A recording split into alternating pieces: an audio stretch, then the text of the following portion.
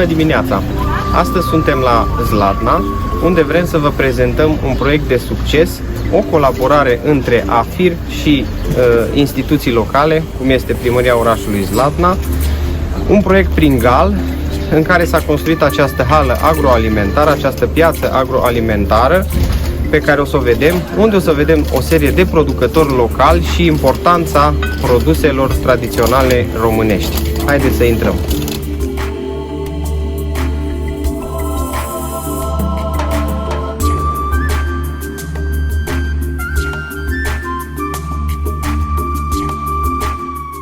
Prin acest proiect s-a urmărit acordarea de o nouă utilizare a clădirii dezafectate și existente, nefuncționale, sub aspectul reabilitării structurale și arhitecturale, dorindu-se astfel funcționarea ulterioară ca o piață agroalimentară, astfel sprijinind producătorii locali prin crearea de infrastructură adecvată pentru valorificarea produselor agricole țărănești.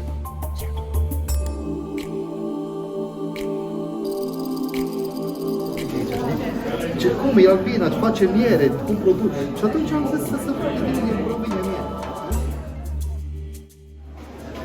Sper să apară ceva bun.